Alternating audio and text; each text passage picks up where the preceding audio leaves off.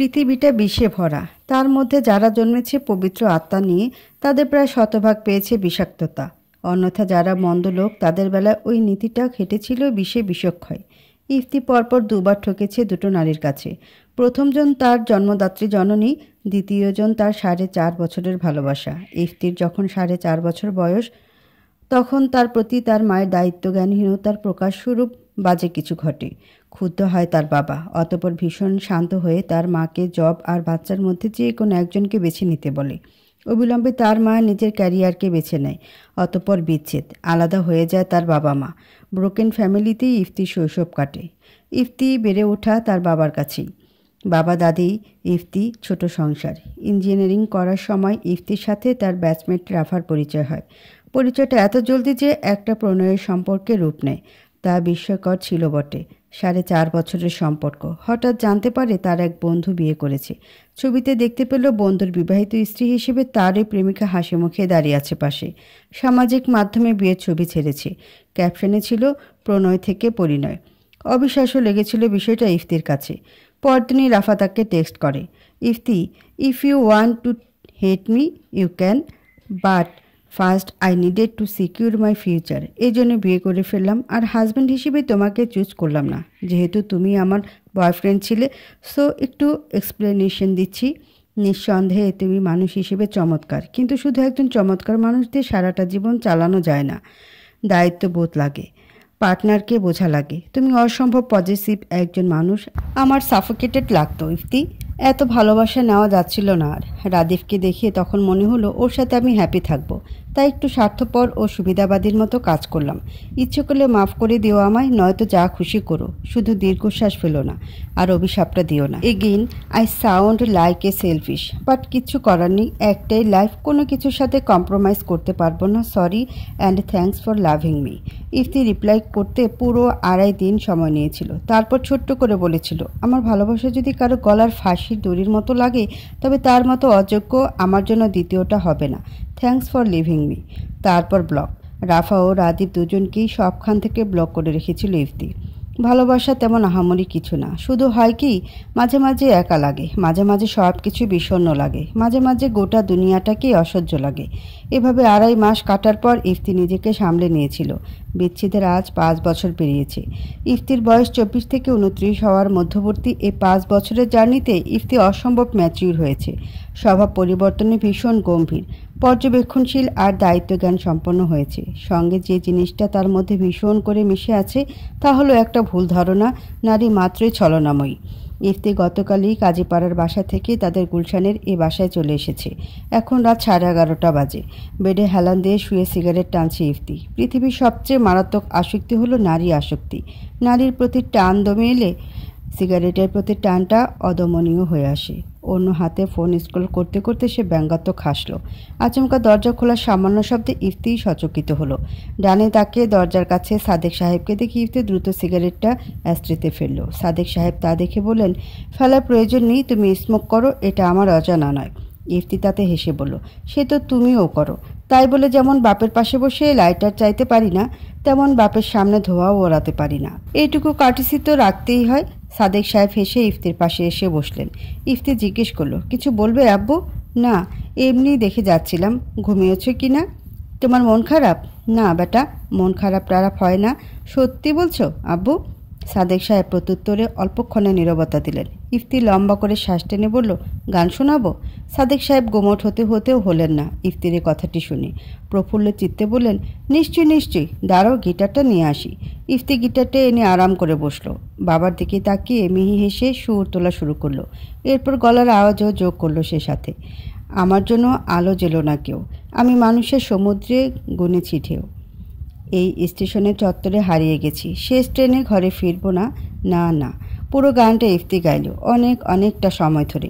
এক পর্যায়ে গিয়ে সাদেক সাহেব ফট করে ইফতির বিছানায় শুয়ে পড়ে বললেন, এত জোস গাছ রে বাবু, ঘুম পেয়ে গেছে, গাইতে থাক, শান্তিতে ঘুমাই। ইফতি থেমে গেল। কপালে আঙ্গুল ডলে বলল, নিজের রুমে যাও। কেন?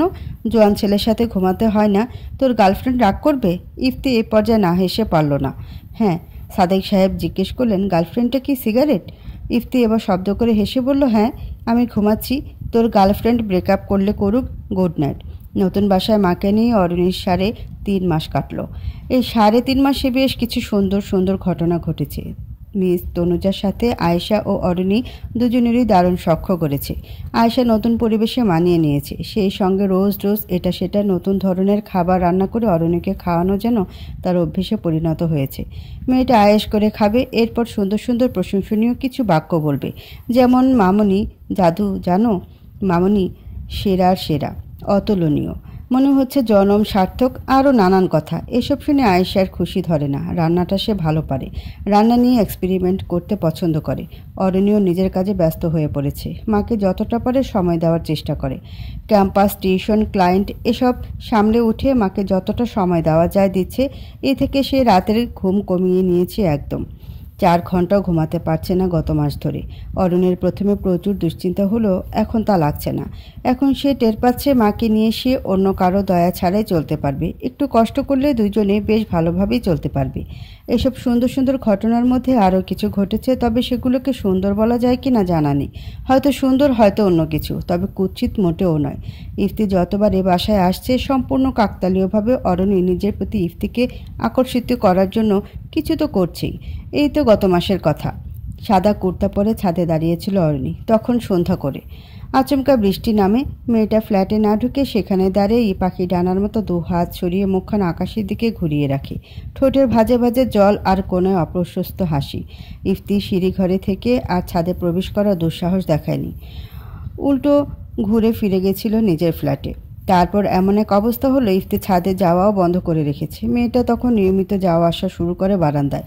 রাতভর বারান্দায় বসে ল্যাপটপে ডুবে থাকে। একটা মানুষ না হেসে এতক্ষণ থাকতে পারে? এত বোরিং একটা লাইফ লিড করে এই মেয়েটা। ভাবতে গেলে ইফতির চোখ মুখ কুঁচকে আসে। তারপর থেকে তো ওই বাসা যাওয়াই বন্ধ করে রেখেছে। আজ এক জরুরি কাজ পড়ে গেল বিধায় আসতেই হলো এখানে। তার সিঁড়ি বেয়ে উপরে ওঠার সময় অরণ্য তাড়াহুড়ো করে সিঁড়ি দিয়ে নামছিল। অসহ্য অসহ্য অসহ্য। মেয়েটা পিছু ছাড়বে না, না না ভেবে ইফতি ফট করে বলে বসল, স্ট্রোক করছেন কেন? কি সমস্যা? থতমত খেয়ে গেল অরণি। তাকালো ডানে বাই, এরপর নিজের দিকে, সব শেষে ইফতির দিকে।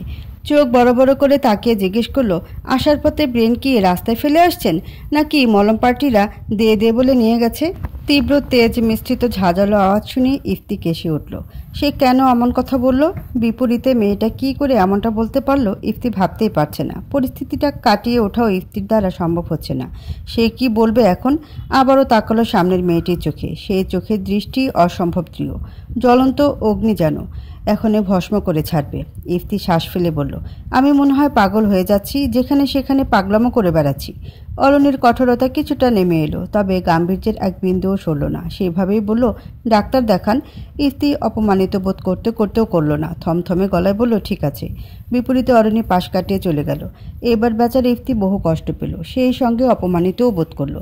এমন মেয়ের প্রতি দুর্বলতা আসার ছিল তার। মেয়েটার ঝাঁঝই তো সহ্য করে এগিয়ে যাওয়া যায় না। অরণি বাসা থেকে বের হয়ে ক্যাম্পাসে গেল। সেখানে তাবাসসুমের সাথে দেখা হলো। তাবাসসুম এখন আগের মতো রসিকতা করলেও অরণি প্রাণ খুলে হাসে না। ওপরে ওপরে যা হাসে তাতে দুঃখবোধটা তাবাসসুমের মধ্যেও এসে যায়। অরণিকে দেখে সে এগিয়ে এসে বলল, বন্ধু, জলিল উদ্দিন আমাকে প্রপোজ করেছে। অরণি কপাল কুঁচকে বলল, এরপর? রিজেক্টেড কেন? তোর না ক্রাশ? কচুর ক্রাশ আমার।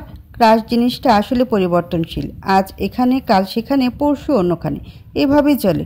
ও আচ্ছা। তাবাসসুম এক হাতে অরণিকে জড়িয়ে ধরে বলল, দোস্ত বল, তুই কেমন আছিস? ভালো আছি, তুই ভালো? তাবাসসুম ছলছল চোখে তাকিয়ে বলল, তোর দুঃখবোধ আমাকে কাঁদাচ্ছে। আমি ভালো থাকতে পারছি না কেন? অরণির খুব খারাপ লাগলো। সে অসহায় চোখে তাবাসসুমের দিকে তাকিয়ে থাকা ছাড়া আর কিছুই করতে পারল না। ফ্ল্যাটে আয়শা একাই আছে। মেয়ের জন্য আজ কিছু নাড়ু আর আচার বানাচ্ছে সে। পুরো ফ্ল্যাটটা গোছানো হয়ে গেছে। এই 3 মাসের অক্লান্ত পরিশ্রমে অরণি মায়ের সাথে মিলিয়ে সংসারটা সাজিয়ে ফেলেছে। হঠাৎ কলিং বেল বাজায়। আয়শা হাত ধুয়ে এগিয়ে যায় ওদিকে। দরজা খুলে সামনে তনুজাকে দেখে মুচকি হাসল সে। তনুজা নিজেও ঠোঁটে মিহি হাসি ঝুলিয়ে দাঁড়িয়ে আছে। সে ঠোঁট চেপে হেসে বলল, ভেতরে আসতে পারি? আয়শা গাল ভরে হাসল। নিশ্চয়ই। তনুজা ভেতরে চলে এলো। একটা ভালো সুঘ্রাণে সে আমোদিত হয়ে বলল, আপু কি বানাচ্ছেন? আয়শা তনুজাকে নিয়ে কিচেনে চলে এলো। তারপর দেখালো কি কি বানাচ্ছে। তনুজা তাতে বলল, আপনার রান্নার হাত ভীষণ ভালো, আপনি চাইলে কুকিং ক্লাস করাতে পারেন অনলাইনে। বর্তমানে কিন্তু খুব চলছে এসব, সব ধরনের সুবিধা হাতের নাগালে আছে, আমাদের উচিত কাজে লাগানো। আর আপনি যা রাঁধেন না, 2-3টে রেসিপিতেই ফলোয়ার কয়েক হাজার হয়ে যাবে, দেখে নেবেন। আয়েশা প্রশংসনীয় বাক্যে লজ্জা পেল। মেয়ে ছাড়া কোনোদিন কেউ তার প্রশংসা করেনি। বিয়ের পর তো যেন সব কিছু নিখুঁত করা শ্বশুরবাড়ির একটা দাবিই ছিল। একটু এদিক সেদিক হলেই বরঞ্চ খোঁটা শোনা লাগতো। সেখানে তার প্রচণ্ড ভালো কিছুতে কারো প্রশংসা, এটা চাহিদা থেকে মুছে গেছিল অগোচরে। তনুজা বলল, পূজার ছুটিতে কলেজ অফ, একা একা লাগছিল তাই আপনার কাছে চলে এলাম। ভালো করেছো, একা একা থাকা লাগে সারাদিন, তুমি এলে আমার ভালোই লাগে, আর তোমার সঙ্গ আমার ভীষণ পছন্দ। তনুজা প্রশস্ত হাসলো। আরও কিছুক্ষণের কথোপকথনে হুট করে আয়েশা জিজ্ঞেস করলো, তনুজা, আমি কি তোমাকে ব্যক্তিগত প্রশ্ন করতে পারি? তনুজা কিছুটা থমকালো, পরপর মাথা নেড়ে বলল, অবশ্যই পারেন। আয়েশা সময় নিয়ে শুধালো, তুমি বিয়ে করনি? তনুজা মিহি হাসলো, আপু, আমি ডিভোর্সি। আয়েশা ব্যাপারটা কিছুটা আন্দাজে করে নিয়েছিল। সাধারণত বিবাহিত আর অবিবাহিত মহিলাদের মধ্যে কিছুটা দৈহিকরণের পার্থক্য থাকে। তনুজাকে দেখে বিবাহিতই মনে হয়, কিন্তু স্বামী যেহেতু নেই তাই আয়েশার ধারণাই ছিল এমন কিছু। কৌতূহল তার দমছে না, এদিকে আর কিছু জিজ্ঞেসও করতে পারছে না। তনুজা নিজ থেকেই তাই বলল, আমার বিয়ে হয়েছিল 17 বছর বয়সে, ডিভোর্স 23 বছরে। তারপর মামার কাছ থেকে পড়াশোনা শেষ করি, একটা ভার্সিটির লেকচারার ছিলাম। কিছু বছর পর ওই জবটা ছাড়তে হয়, আর এখন এখানে চলে আসি। কি স্মুথলি নিজের জীবনের স্রোতের দিক অল্প কয়েকটা শব্দে জানিয়ে ফেলল। অবাক হয়ে আয়েশা জিজ্ঞেস করলো, তোমার তো সুযোগ ছিল, আবার বিয়ে করনি কেন? বিয়েই সব? আয়েশা থতমত খেয়ে গেল। না, কিন্তু আর কারো প্রতি ভালোবাসা আসেনি। এসেছিল, তবে? তনুজা চোখে হাসল। ইমতিয়াজ তালুকদার শুদ্ধ, একটা নেশা, একটা আবেগ, একটা অদ্ভুত চিনচিনে সুখ, একটা হাসতে থাকা মুখ, কোকড়া চুলও ছেলের গজদাঁতের হাসি। ছেলেটা কথায় কথায় চুলগুলো হাত বুলিয়ে হাসত, সুখে হাসত, ব্যথায় হাসত, রেগে গিয়েও হাসত, অসম্ভব যন্ত্রণায় কান্না করার বদলেও হাসত। গান গাওয়ার ওপর প্রবল ঝোঁক ছিল, তারও অধিক ঝোঁক ছিল আমার ওপর। সে গান গাইতে ভালোবাসত, চিঠি লিখতে ভালোবাসত, প্রতিটি পংক্তি আমাকে উৎসর্গ করে দুষ্ট হাসত, ভালোবাসত। আমার প্রতি তার দুর্বলতা আমাকে অবাক করত প্রতিনিয়ত। যেই ভালোবাসা আমি আজন্ম চেয়ে এসেছি, সেই ভালোবাসা না চাইতেই এই ছেলেটা আমাকে দিয়ে ছেড়েছিল। আয়েশা মন্ত্রমুগ্ধের মতো শুনে গেল। তনুজাকে থামতে দেখে জিজ্ঞেস করলো, তবে তার মধ্যে কি সমস্যা ছিল? এক বুক যন্ত্রণার সাথে তনুজা হাসলো। সে আমার চেয়ে 8 বছরের ছোট একটা পাগল ছেলে ছিল, আমার স্টুডেন্ট ছিল। আজ আমার 39 বছর, ছেলেটা পুরুষ হয়েছে, তার 31 বছর। একটা কাঁটা এসে বিঁধল আয়েশার গলায়। হাঁসফাঁস লাগলো তার। পৃথিবীতে ভালোবাসার মতো অসহায় জিনিস দ্বিতীয়টা হয় না। যার থেকে চাই তার থেকে পাই না, যে দিতে চায় তার থেকে নেই না। আশ্চর্য সব। এমন সময় তনুজার ফোনে কল এলো একটা প্রাইভেট নাম্বার থেকে। সে ড্রয়িং রুম সংলগ্ন বারান্দাটিতে চলে এলো। কল রিসিভ করে কিছু বলল না, চুপচাপ বিপরীত ব্যক্তিটির কথা বলার অপেক্ষায় রইল। অথচ যে লোকটা কল দিয়েছে সেও কথা বলছে না, বড় বড় শ্বাস ফেলছে। সেই নিঃশ্বাসের শব্দ ভীষণভাবে শোনা যাচ্ছে। তনুজা আরও চুপ হয়ে গেল, থমকানো নজরে একদিকে তাকিয়ে দিল। নিঃশ্বাস ফেলতেও যেন ভুলে গেল। ওপাশের ব্যক্তিটি আরও অস্থির হলো। এভাবে 5 মিনিট কেটে গেলে সে অধৈর্য গলায় বলল, আমি কি বাতাসের সনসন ভনভন আওয়াজ শুনতে কল দিয়েছি? একটু কথা বলেন, হ্যালোটাই অন্তত বলেন। শ্বাসও নিচ্ছেন, নিঃশব্দে কি চাইছেন? দম বন্ধ হয়ে মরে যাই? যোগাযোগ বিচ্ছিন্ন করেছেন, ফাইন, আমি মেনে নিয়েছি, কিন্তু মাঝে মাঝে একটু কল দিয়ে আপনার আওয়াজটাও শুনতে পারবো না? সবসময় তো কল করি না, অমন করেন কেন? এ পর্যায়ে এসে পৌরশালী আওয়াজটায় বাচ্চামো আহ্লাদ শোনালো। তনুজা না হেসে পারল না। এ পাশের হাসির শব্দ শুনতেই কলের ওপাশে থাকা ভদ্রলোক একটা হার্টবিট মিস করলো। বুকে হাত ডলতে ডলতে ডাকলো, মিস তনুজা। তনুজা দ্বিতীয়বারের মতো থমকে গেল। তার কাজে যেন আর শুধু থমকানো। কথা তো বলছেই না, আওয়াজও করছে না। তারপর অনেক অনেক চেষ্টা করে সে বলতে সক্ষম হলো, বলো শুদ্ধ, কেমন আছো তুমি? না। শুদ্ধ আর পারল না, বুকে হাত রেখে সোজা বেডের উপর পড়ে গেল। সামান্য শব্দে তনুজা ভরকালো, জিজ্ঞেস করলো, কি হয়েছে? এই কণ্ঠস্বরটা, এই পাষণ্ড মানুষটার গলার আওয়াজ শুদ্ধর কাছে কি? সেটা কিভাবে বোঝাবে তাকে? আজ কত বছর পর তনুজা তার নাম ধরে ডাকলো। এই সুখে আগামী কয়েক ঘন্টা সেইভাবে চিত হয়ে পড়ে থাকবে। শুদ্ধকে কথা বলতে না দেখে তনুজা ডাকলো, শুদ্ধ। বুকে হাত রাখা অবস্থায় শুদ্ধ আবেশে চোখ বুঝলো, মরে গেছি। অরণ্যের প্রতি দিনকে দিন ইফতির অনুভূতি বেড়েই চলেছে। এখন ইফতি এ বাসাতে এসে থাকা শুরু করেছে। দূরত্ব যেহেতু কাছে টানছে, এবার কাছে থেকেই দেখবে। দেখা যাক নৈকট্য দূরত্ব বাড়ায় নাকি সব ধরনের সংশয় মেটায়। বারান্দায় বসে সিগারেট টানছিল ইফতি। অরণ্য ল্যাপটপ নিয়ে বারান্দায় আসতে সিগারেটের ধোঁয়ায় কেসে ওঠে। আবার ফিরে যেতে নেবে, এমন সময় ইফতি ডেকে ওঠে, কেসে কি মনোযোগ আকর্ষণ করতে চাইছেন আপু? অরণি কটমট করে তাকিয়ে বলল, ডাক্তার দেখানোতে এত গাফলতি কেন করেন ইফতেখার? আপনি ডাক্তারি কেন পড়েননি?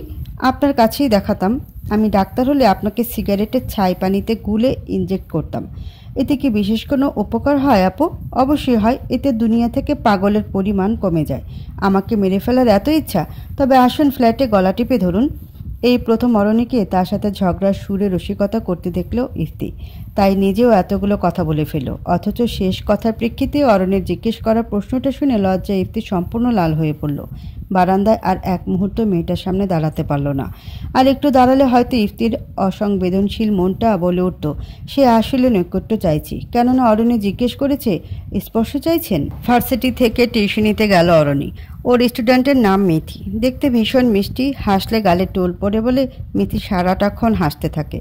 নিজেকে সুন্দর দেখানোর জন্য মেয়েরা সবই করে। কেউ কেউ তো কাঁদতে গিয়েও আয়না দেখে, কিভাবে সুন্দর করে কাঁদা যায় তার অনুশীলন করে। অরণিকে দেখে মিথি গাল ভরা হাসি দেখিয়ে সালাম দিয়ে বলল, কেমন আছেন ম্যাম? অরণি সালামের জবাব নিয়ে বলল, এই তো ভালো আছি। তুমি? আমিও ভালো। ওকে গতকালের পড়া পড়েছ? মিথি দুবার মাথা নেড়ে নেতিবাচক জবাব দিল। অরণি জিজ্ঞেস করলো, কেন? আসলে ম্যাম, গতকাল কি হয়েছে জানেন? আমার বয়ফ্রেন্ডের সাথে আমার ফার্স্ট ডেট ছিল। ফিরতে ফিরতে রাত 9টা বেজে গিয়েছিল। এসে আর পড়া হয়নি। অরণি বড় করে শ্বাস ফেলে বলল, সামনে এইচএসসি আর এটা তোমার ডেটের সময়? মিথি হি করে হেসে বলল, অসময়ও তো নয় ম্যাম। তাছাড়া হিসেব করে সময় মিলিয়ে কাজ করা যায় না। যখন করে ফেলা হয় তখনই তার সময়। বুঝলাম, ফিজিক্স বের করো। মিথি বই বের করতে করতে আরও চোখে তাকালো অরণির দিকে। ঠোঁট টিপে জিজ্ঞেস করলো, ম্যাম, আপনি কোনোদিন ডেটে যাননি? এত বাড়তি কথা বলে মেয়েটা। অরণির ইচ্ছে করলো নিজের কপাল চাপটাতে, অথচ তা করতে না পেরে সে অসহায় চোখে তাকিয়ে রইল। থমথমে গলায় বলল, পড়ায় ফোকাস করো। জেদি, দুষ্ট ও অসম্ভব মিশুক। মিথি 2 মিনিট পরে আবারও জিজ্ঞেস করলো, ম্যাম, আপনার বয়ফ্রেন্ডের নাম কি? অরণি শুনেও শুনল না যেন। মিথি এরপর বলল, আমার ইয়ের নাম জিকু। আমার 3 বছরের সিনিয়র। পুরান ঢাকাইয়া, বাপ জানে মানবে না। এই জন্য এইচএসির পর পালাবো। ম্যাম, আপনি বিবাহ করবেন না? তার সম্পূর্ণ কথায় ঠাট্টা সুর ছিল। এখনকার এই বাচ্চা কাচ্চারা, হ্যাঁ, বড় ছোট মানে না, কার সাথে কী বলা লাগে তাও বোঝে না। অরণি হতাশ হয়ে ভাবল সেসব। প্রচণ্ড ধৈর্যের সাথে বলল, তুমি কোন কোন টপিকে উইক আমাকে জানাও, আজ সেগুলো প্র্যাকটিস করব। মিথি বলল, আমি আন্ডারস্ট্যান্ডিংয়ে উইক ম্যাম। জিকুর কলকাতা বলার জন্য মুখ খুলে বলে আমি শুনতে পাই অন্যটা। এরপর ঝগড়া লাগিয়ে দিই এই বলে ওই বাঙ্গির ফু। মিথি একটু থামলো, চরম হতাশ গলায় বলল, আপনি বলেন ম্যাম, এভাবে কি চলে? ধৈর্য অধৈর্যের বর্ডারে দাঁড়িয়ে অরণি বলল, ফার্স্ট পেপারে কোনো সমস্যা নেই তাই তো?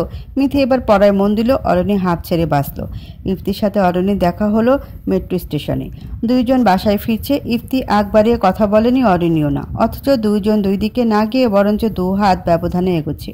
আচমকা ইফতি লক্ষ্য করলো একটা আদবয়সী লোক অরণির খুব কাছ দিয়ে এগোচ্ছে। একটু পরপর দূরত্ব কমাচ্ছে। সে হাত ওঠালো ছোঁয়ার তাগিদে, চোখে লালসা। আচমকা ইফতির রক্ত মাথায় উঠে গেল। তীব্র রাগ মিশ্রিত চোখে তাকালো সে। খপ করে ধরে ফেললো হাতটা। লোকটা ভয় পেয়ে ইফতির দিকে তাকালো। ইফতি ওখানে স্থির দাঁড়িয়ে আছে, রক্ত লাল চোখে। হাতে শিরা ফুলে উঠেছে। অরণি তখন অনেকটা এগিয়ে গেছে। লোকটা কিছু বলতে মুখ খুলতে যাচ্ছিল, অমনি ইফতি ঘুষি মেরে বসলো লোকটার বাম চোয়ালে।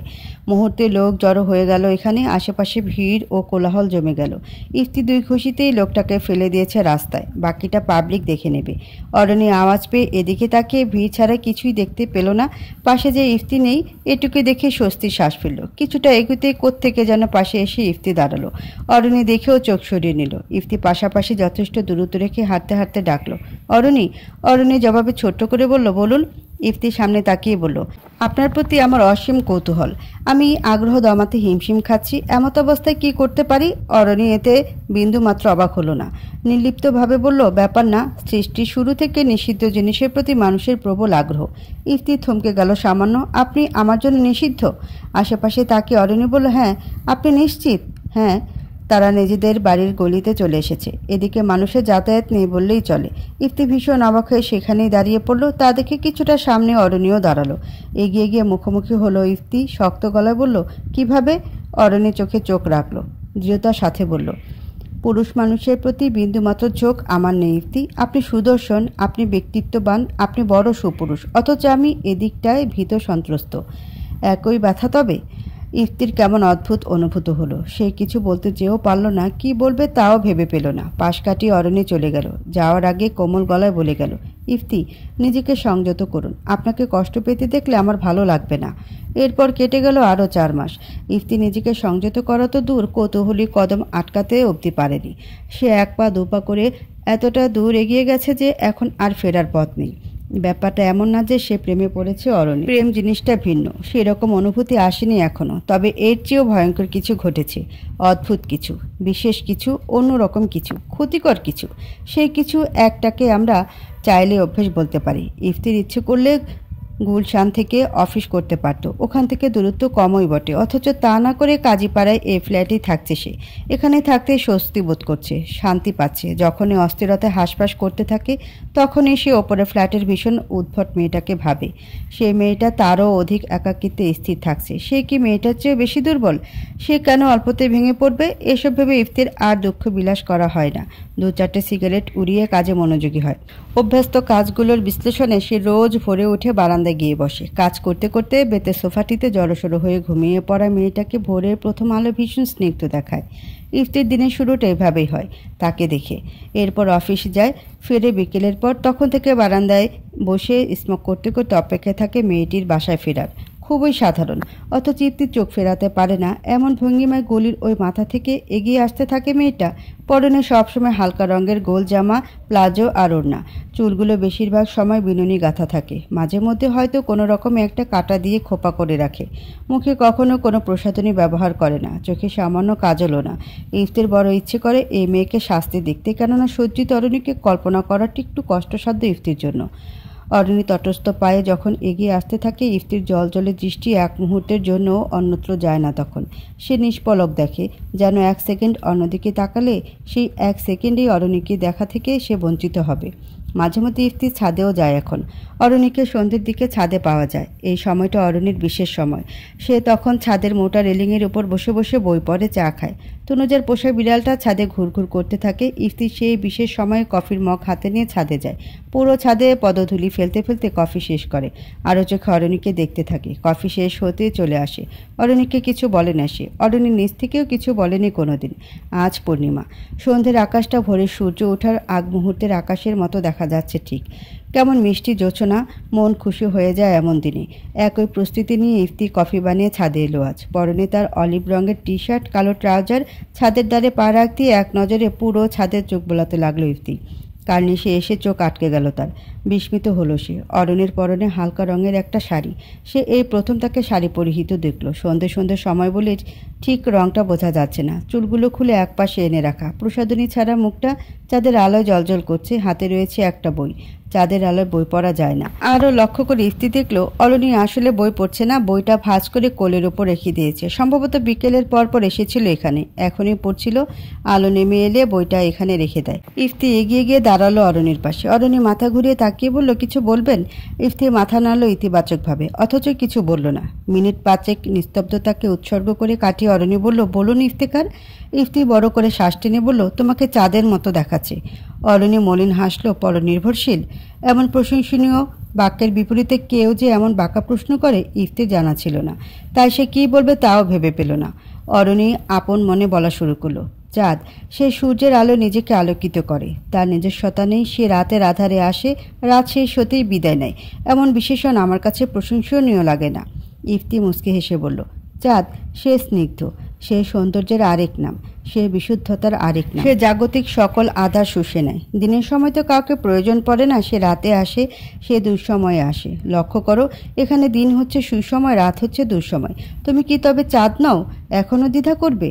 অরণি ছলছল চোখে তাকালো। কিছুটা এগিয়ে গিয়ে ইফতি অরণের মাথায় হাত রেখে বলল, একা লাগছে চাঁদের মতো? বিষণ্ণ পৃথিবীটার সকল বিষ ও যন্ত্রণা যেন এক মুহূর্তে শুষে নিল এই দুটো বাক্য। হয়তো বাক্যে বিদ্যমান নমনীয়তা ও মাথায় রাখা ভরসার হাত অরণের ভীষণ রকমের স্বস্তির কারণ হয়ে দাঁড়ালো। আকাশে একটা থালার মতো চাঁদ, আলো ছড়াচ্ছে বিক্ষিপ্তভাবে। কি সুন্দর! লক্ষ্য করা গেল, পূর্ণিমার জোছনার এক ধরনের বিশেষ বৈশিষ্ট্য আছে, সকল সুন্দর জিনিসের সৌন্দর্য বহু গুণে বাড়িয়ে তোলার বিশেষত্ব। ইফতির অদ্ভুত লাগলো। এতদিন চোখের জলের সাথে মুক্তোর দানার মতো বিশেষণ বহুবার সে শুনেছে, তবে এই প্রথম বাস্তবিক পক্ষেই তা উপলব্ধি করল। চোখ বুজে ফেলল অরণি। পরপর তাকালো তার তীক্ষ্ণ দৃষ্টিতে। জলে ভেজা চোখ দুটো অসম্ভব শানিত। গলার আওয়াজে কাঠিন্য চলে এলো নিমিষেই। ততক্ষণ অবধি একটা মানুষ একা নয়, যতক্ষণ সে আত্মনির্ভরশীল হয়ে প্রবল আত্মবিশ্বাসের সাথে আত্মমর্যাদা রক্ষা করে চলে।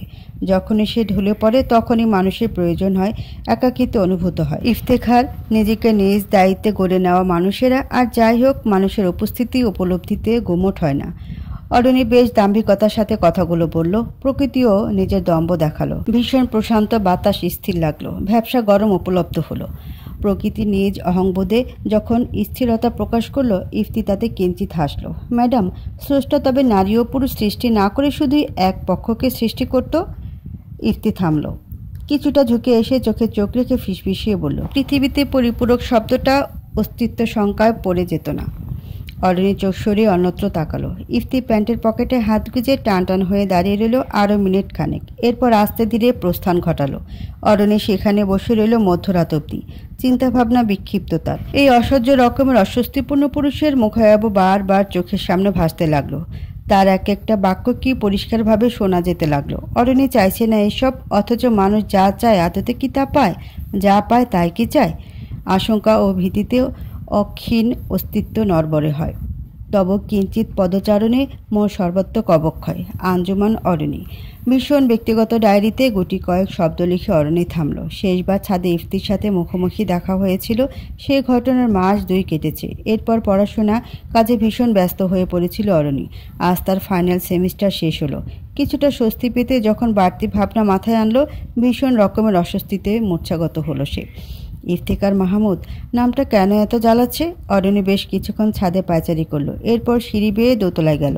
এক পাশে ইফতির ফ্ল্যাট, অরণি অন্য পাশের ফ্ল্যাটে কলিং বেল চাপলো। কিছুক্ষণের মাঝে এক সুন্দরী নারী দরজা খুলে মুচকি এসে বলল, আরে বাবারে, কি খবর, ভেতরে এসো। অরণির ভেতরে এসে বলল, ভালো আছেন? তনুজা দরজাটা আটকাতে আটকাতে বলল, বেশ আছি, তুমি? আমিও, বসো। অরণি লিভিং রুমের ওপাশের একটা সোফায় বসলো। তনুজা কিছু মিষ্টি একটা প্লেটে সাজিয়ে এনে সেন্টার টেবিলে রেখে বলল, মিষ্টি মেয়ে, মিষ্টি খাও। অরণি বলল, এসবের প্রয়োজন ছিল না তনু আন্টি। তনুজা ওখান থেকে একটা মিষ্টি নিয়ে খেতে খেতে বলল, অবশ্যই প্রয়োজন ছিল, তোমার যা বয়স এই বয়সে বেশি বেশি খাবে।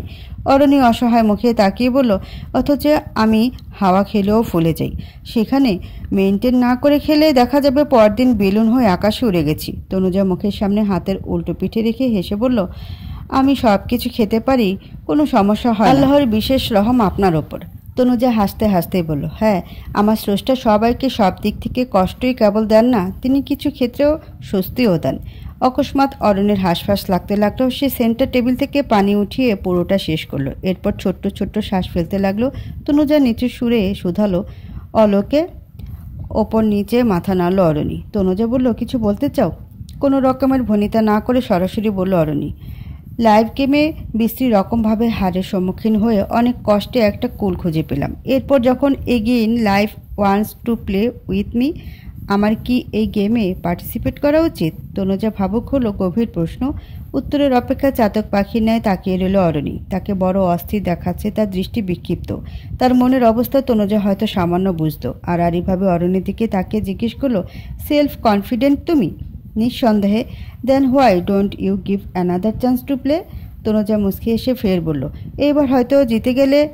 অরণি জিজ্ঞেস করলো, যদি আবারও হেরে যাই? হারলে হারবে, তবে জীবন যুদ্ধে থেমে থাকা চলবে না। প্রথমবার হারবে, দ্বিতীয়বার হারবে, তৃতীয়বার হারবে, চতুর্থবার আরও বাজেভাবে হারবে, হয়তো পঞ্চমবারে জিতে গেলে মানছি। প্রতিনিয়ত সব কঠিন হতে থাকবে, তাই বলে থেমে থাকলে চলবে? এখন তুমি যদি চতুর্থবারেই থেমে যাও তবে জয়ী হবে কি করে? অরণি তবুও দ্বিধা দূর করতে পারছে না, তার চাহনিতে প্রকাশ পাচ্ছে। সে তনুজাকে বলল, যদি ভীষণ কষ্টে নিজেকে তৈরি করা আমিটাই ভেঙে পড়ি তবে আবার গড়বে। নিজেকে একবার যে গড়তে শিখে যায় সে তো ভেঙে পড়ায় ভীত নয়। যদি দ্বিতীয়বার না পারি, বারবার পারবে। প্রকৃতি পাষণ্ডীকে ভেঙে দেয়, পথচলিত পথে শক্ত হতেও শিখিয়ে দেয়। যদি জীবন মৃত থেকে জীবনের অস্তিত্ব মুছে যায়, যতদিন আয়ু আছে ততদিন বাঁচবে, যতদিন জীবনযুদ্ধ লড়ে যাবে। অরণি প্রশ্ন করতে পারল না আর, নিশ্চুপ বসে রইল। তনুজা উঠে গিয়ে তার পাশে বসলো, তার ডান গালে হাত রেখে মিষ্টি করে হেসে বলল, জীবন আমাকেও একটা বৃষ্টি মোড়ে এনে দাঁড় করিয়েছিল। অনেক অনেক ভেবে বুঝতে পেরেছিলাম আমার গল্পটা সুখের চেয়ে অসুখেই সুন্দর বেশি। তারপর এক মুঠো কষ্টের সাথে আমি একাকী জীবন বেছে নিলাম। আর তাই সঙ্গের অভাব দুটি গভীরভাবে উপলব্ধি করি। ভীত আমিটা সুযোগ পেয়েও সুখের দিকে এগোয়নি। কিন্তু তোমার ক্ষেত্রে ব্যাপারটা ভিন্ন। তোমার বেলায় কোনো অপ্রেমের কারবার নেই, কোনো অসুখের হাতছানি নেই। তাই আমি যেটা বেছে নিয়েছি তুমি তা নিও না। এমন ভুল করো না, যখন যখন সুযোগ পাবে হাতিয়ে নেবে সঙ্গে সঙ্গে। ফলাফল নিয়ে ভেবো না। প্রকৃতির নিয়ম বিচিত্র। ভুলকেও তারা ফুল দেয় কখনো সখনো। এই কখনো সখনোটা কোন কোন ক্ষেত্রে হবে তা বোঝা যায় না আগে থেকে। অরণির চোখ দুটো এবার সংশয়ের বদলে যেন ভিন্ন কিছুই দেখা গেল। তাতে জলজল করছে অন্য কিছু। প্রবল আত্মবিশ্বাস অর্ধেক জয় এনে দেয়। এই কথা বোধহয় অরণি এবার টের পাবে। ওদিকে রাত বাড়তে শুরু করেছে। মধ্যরাতে একাকী ঘরে নিশ্চুপ বসে আছে আমজাদ। তার সব গেছে। দুঃখের সাগরে কোনো কুল সে পাচ্ছে না। সবচেয়ে বিস্তৃত যে জিনিসটা ঘটছে তার সাথে তা হলো সে কিছু বুঝে উঠতে পারছে না। কি থেকে কি হয়ে গেল?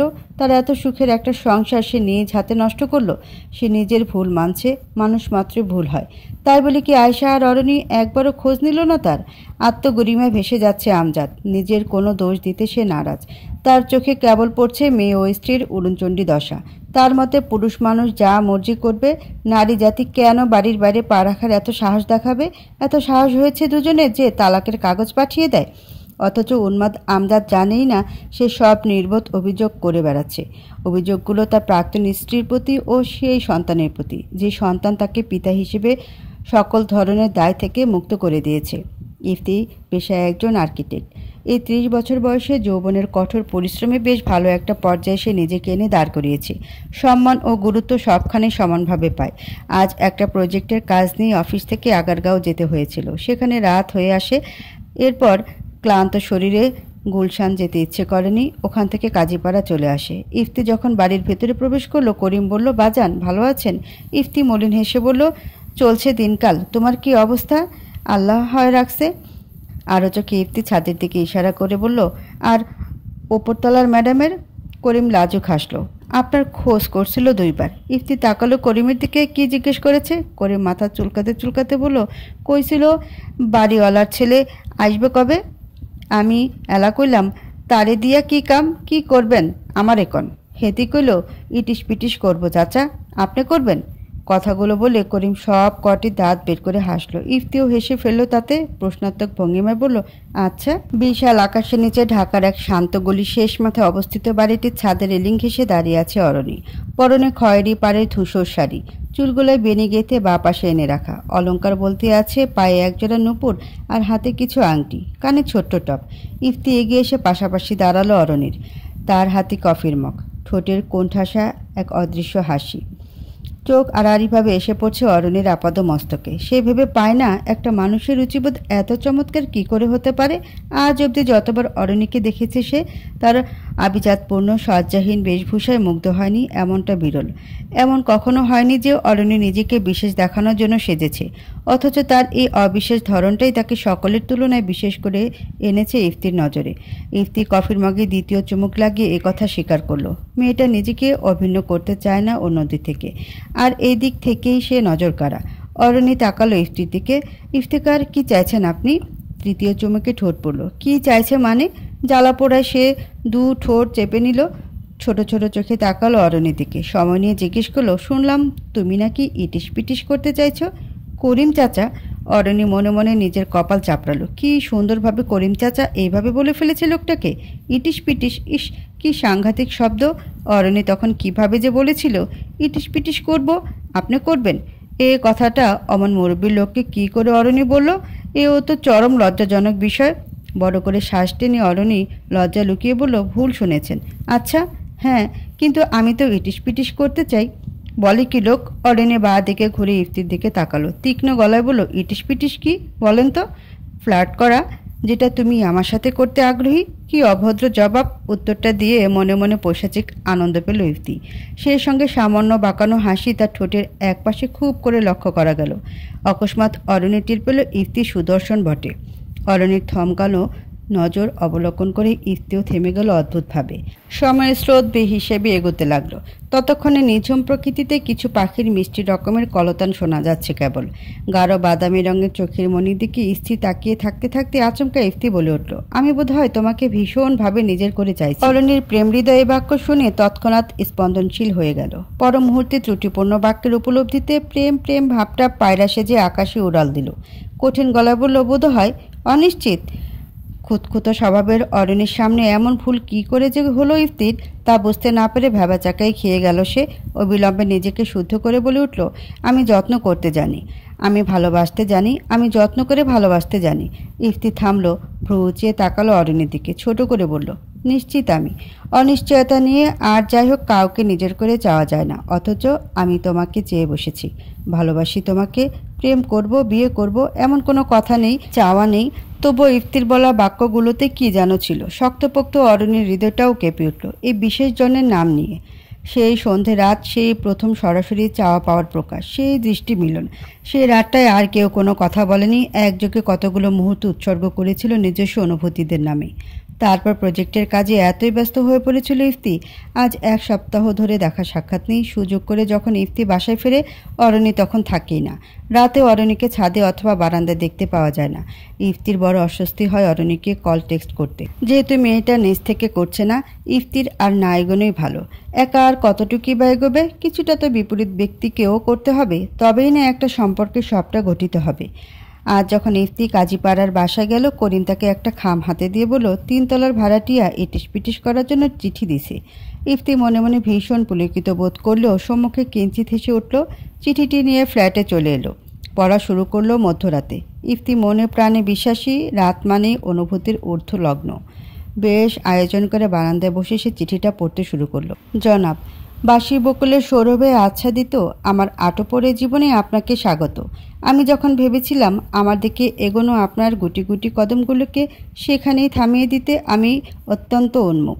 চুপিসারে আমার অভদ্র মন তখন আপনার পথ চেয়ে বসে রইল। স্তব্ধ আমি মনের বিস্তৃত ধরনের কাণ্ডে নিশ্চুপ হয়ে গেলাম। হতবিহল চোখে দেখে গেলাম আপনাকে।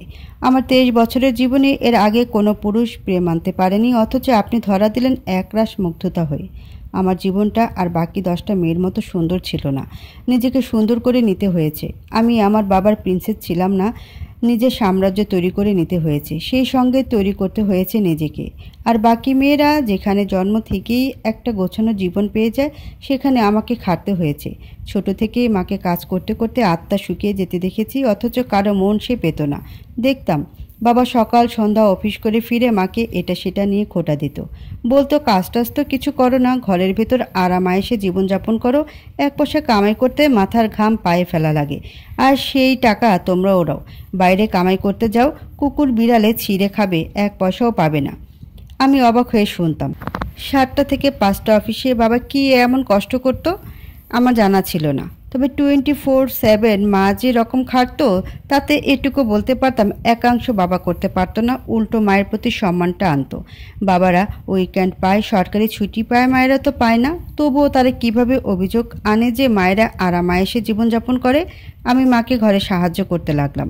তাতে অন্তত একটু কষ্ট কম হতো মায়ের। মাকে সাহায্য করতে করতে এটা সেটা নিয়ে গল্প করতাম। মা সঙ্গ পেত, মা সঙ্গী পেত, আর আমি পেতাম এক টুকরো স্বস্তি। বড় হতে হতে এক পর্যায়ে আমি আমার মায়ের বেস্ট ফ্রেন্ড হয়ে গেলাম। মায়ের সুখ দুঃখ সব তখন আমাকে ঘিরেই। মায়েরা ব্যথা লুকোতে ওস্তাদ, অথচ আমি বড় হবার পর আমার মাকে ঠিক একটা বাচ্চার মতো প্যাম্পার করা শুরু করলাম। মা তখন থেকে সব কিছু আমাকে বলা শুরু করে, আহ্লাদ অভিযোগ সবই করে। সামান্য অসুস্থতায়ও আমাকে বলে।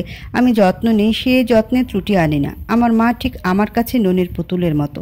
যখন আমি কথা বলতে শিখিনি, তখন আমার কি কি লাগবে সেসব মা বুঝে ফেলতো। আমার মা তো বলতে পারে, তবে কেন আমি মাকে বুঝবো না?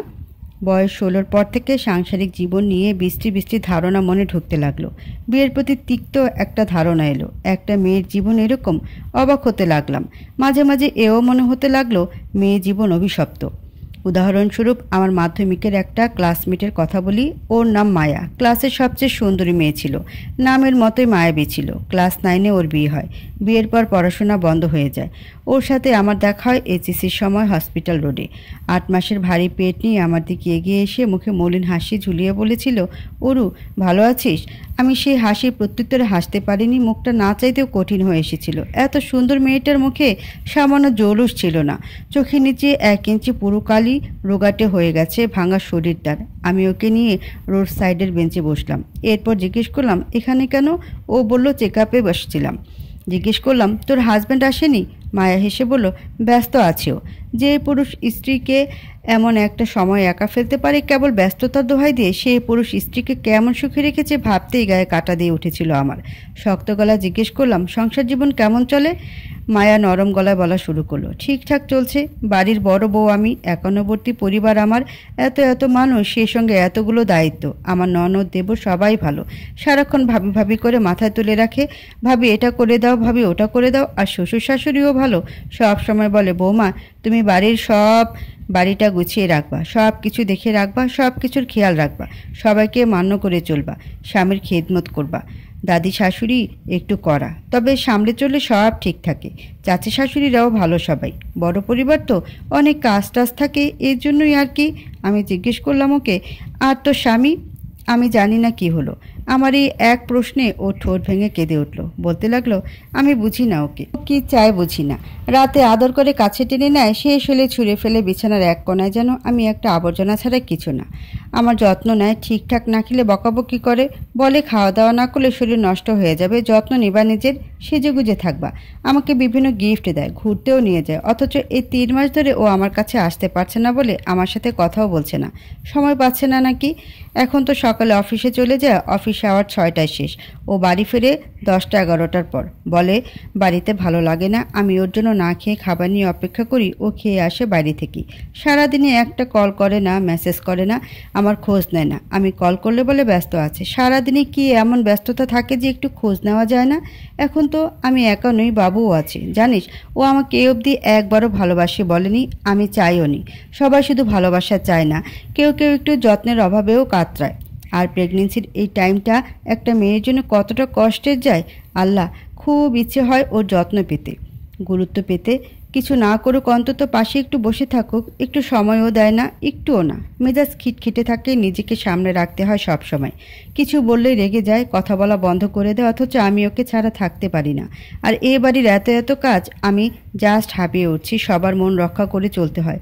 সবাই যা ইচ্ছা আমাকে বলতে পারে, আমি কাউকে বিপরীতমুখী জবাব দিতে পারি না, সেই অধিকার আমার নেই। একবার শাশুড়ি বাপের বাড়ির খোটা দিচ্ছিলেন। আমার বাপ মা এটা শেখায়নি, ওটা শেখায়নি বলে আমাকে গালিগালাজ করছিলেন। আমি শেষ অবধি সইতে না পেরে রাগের চোটে বলেই ফেলেছিলাম, তাহলে ছেলেকে এখানে বিয়ে করিয়ে আনলেন কেন? তাতেই আমি বেয়াদব। আমি মুখোমুখি তর্ক করি, আরও বানোয়াট নানান কথা ছেলের কাছে অভিযোগ করলো। আমি মার খেলাম। স্বামী ভালো হলে সব মেনে নেওয়া যায়, অথচ আল্লাহ আমার কপালে দুনিয়াতে জাহান্নাম লিখে রেখেছেন। আমার কিশোরী মনটা কেঁদে ওঠার আগেই মায়া আবারও বলেছিল, আমি ক্লান্ত, বাচ্চাটার জন্য বেঁচে আছি। পাথর হয়ে গেলাম, দীর্ঘশ্বাস ফেলতে ভুলে গেলাম। দুনিয়াতে এমন অজস্র মেয়ে মানুষ আছে, 190টা মেয়েই বৈবাহিক জীবনে সুখী নয়, কেবলমাত্র শ্বশুরবাড়িতে মানিয়ে নিতে পারে না বলে। আর যারা সাহসী, তারা সুখ খুঁজতে সংসার ধর্ম ত্যাগ করে। নয়তো কপালগুণে কিছু মানুষই আছে যারা সাংসারিক শান্তি ও স্বামী সোহাগ একযোগে পায়। তাদের উপর স্রষ্টার বিশেষ রহমত আছে। আর কিছু নির্দিষ্ট স্বামী, এসব স্বামী নামক নিকৃষ্ট পশুর প্রতি আমার আজন্ম ঘৃণা। আমার বাবাই তো একজন জানোয়ার, যে 1 বছর আগে আমার বয়সী এক নারীকে বিয়ে করে আমাদের সামনে হাজির হয়েছিল। ঘৃণায় তৎক্ষণাৎ মামনিকে নিয়ে বেরিয়ে পড়েছিলাম বাড়ি থেকে। এটুকু পরে ইফতি থেমে গেল। শেষে অরণি এটা কি বলল? এমনও হয় অরণির বাড়ি ছাড়ার পেছনের কারণ এটা? এইটুকু একটা মেয়ে কতটা গভীরভাবে বাস্তবতার সাথে সংযোগ রেখেছে নিজের। অরণির বাবার প্রতি প্রচণ্ড রাগে ইফতির কপালে শিরা ফুলে উঠল। চিঠি আরও অনেকটা বাকি আছে। এক হাতে চিঠিটি রেখে ইফতি এসব ভাবছিল। অরণি যে ঠিক উপরের বারান্দায় দাঁড়িয়ে আনমনে তাকে দেখছিল এতক্ষণে ধরে, তা হতে ইফতি সম্পূর্ণ অজ্ঞাত। অরণি কল লাগালো ইফতিকে। কলিং টিউনে ইফতি সচকিত হলো। ফোন হাতে তুলে কলার আইডি দেখতে পেয়ে এতক্ষণের রাগ হতাশা সব মুছে গিয়ে ঠোঁট প্রসারিত হলো কিঞ্চিত। স্ক্রিনে জলজল করছে কলার আইডি, রানী সাহেবা। ইফতির ঠোঁটের ভাঁজে সে অল্পটুকু হাসিতে অরণির ঠোঁটের কোনায় বাঁকা চন্দ্রের মতো এক টুকরা হাসি ধরা দিল। কল রিসিভ করে ইফতি বলল, রানী সাহেবা, আপনার সেবায় আমি সর্বদা হাজির। বলুন এই অধম আপনার জন্য কি করতে পারে? পত্র পড়া শেষে পত্রদাতার জন্য 1 কাপ দুধ চা নিয়ে ছাদে হাজির হবার আহ্বান জানাচ্ছি। আজকের রাতটা সুন্দর, আপনার সঙ্গ চাইছি। শেষবার কিফতি ডান হাতটা বুকের বাঁ পাশে এনে নিল। তাতে কপালে হাত রেখে শব্দ করে হেসে উঠল ররণী। একটু দুঃখের সাথে এক চিমটি হাসি। 1 চামচ কড়া লিকার দিয়ে 1 কাপ মিষ্টি চা। জীবন সুন্দর।